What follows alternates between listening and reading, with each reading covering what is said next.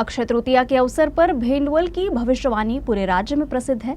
वर्षों से चली आ रही परंपरा के अनुसार इस बार भी शनिवार सुबह भेंडवल में भविष्यवाणी की गई। इस बार मानसून सामान्य रहने के साथ बेमौसम बारिश और कृषि सामान्य रहने की घोषणा की गई है।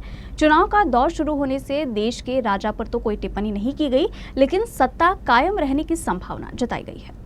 बुल्ढाना जिले के जलगांव जामोद तहसील में भेंडवल गांव में अक्षय तृतीया के अवसर पर घोषित होने वाली भविष्यवाणी पूरे राज्य में प्रसिद्ध है। वर्षों से चली आ रही परंपरा के अनुसार अक्षय तृतीया पर विधिवत घट की स्थापना की जाती है, जिसके बाद अगले दिन उसमें आए बदलाव के अनुसार भविष्यवाणी की जाती है। इस बार भी ऐसे ही शनिवार को भविष्यवाणी की गई। इस भविष्यवाणी के बारे में वहां पहुंचे किसानों और नागरिकों ने भी बताया। भविष्य चांगलं दाखवून राहिलं बाबा, कुठं कुठं नुकसान दाखवते। पावसाचं काय सांगितलं? पावसाचा पाऊस बरा सांगितला, पिकं पीक बरं सांगितले, कुठे नासाडी सांगितली।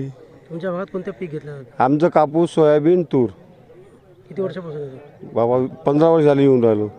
या परिसरामध्ये शेतकऱ्यांचा या मांडणीवर प्रचंड असा विश्वास आहे। संग्रामपूर जळगाव नव्हे, राज्यातील अनेक जिल्ह्यातून सुद्धा इथं मोठ्या संख्येनं शेतकरी बांधव आलेले आहेत आणि इथल्या परिस्थितीत एकंदरीत आता जे काही सांगितलं गेलं त्यामुळे पीक परिस्थिती ही सर्वसाधारण सांगितल्या गेलेली आहे आणि अशा सर्वसाधारण परिस्थितीमध्ये अनेक पिकं आणि पाऊस याचासुद्धा अंदाज या ठिकाणी व्यक्त करण्यात आला। पहिल्या आणि दुसऱ्या महिन्यामध्ये पाऊस कमी आहे, पण तिसऱ्या आणि चौथ्या महिन्यामध्ये पावसाचं प्रमाण भरपूर असल्यासुद्धा या घटमांडणीवरून सांगण्यात गेलं आहे। भेंडवल की भविष्यवाणी पर न केवल किसान बल्कि नेता और नागरिकों की भी नजर रहती है। इस बार मानसून सामान्य रहने के साथ बेमौसम बारिश की भी घोषणा की गई है। साथ ही कृषि के सामान्य रहने और देश की सुरक्षा और घुसपैठ की भी घोषणा की गई है। लोकसभा चुनाव का सत्र शुरू होने से देश के राजा पर तो कोई टिप्पणी नहीं की गई, लेकिन सत्ता कायम रहने की संभावना जताई गई है।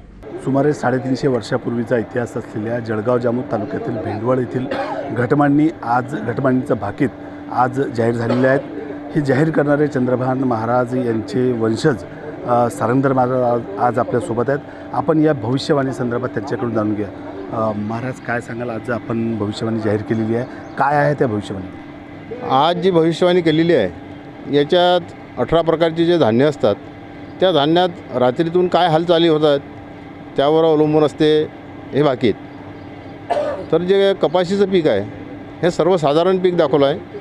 दुसऱ्या नंबरचं तूर आहे, ज्वारी आहे, मूग आहे, उडीद आहेत, हे जे पीक आहेत हे सर्वसाधारणच दाखवलेले आहेत। आणि मसूर जे असते हे परकीय राष्ट्र म्हणून असताना आपल्याला ते सुद्धा मोगम आहे। यावर्षी कोणत्याही प्रकारचा फारसा आपल्याला त्रास होणार नाही आहे। शेतकऱ्यांचा बरंच काही शेतीच्या पावसावर अवलंबून असते। पावसाची परिस्थिती काय राहणार आहे? पावसाची जी परिस्थिती आहे यावर्षी पहिला महिना लहरी स्वरूपाचा राहील, कुठे पडेल कुठे नाही पडेल।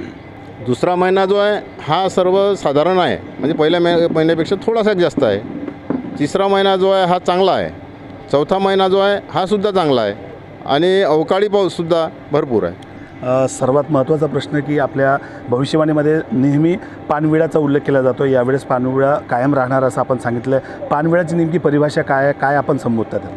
पानविळा हे हिंदू संस्कृती तसं गणपतीचं प्रतीक आहे आणि गणपती आपला देव जर कायम असला तर सर्वच कायम आहे।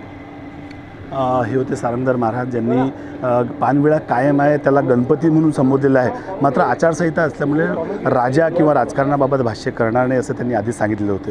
Faheem Deshmukh, UCN news, Buldhana.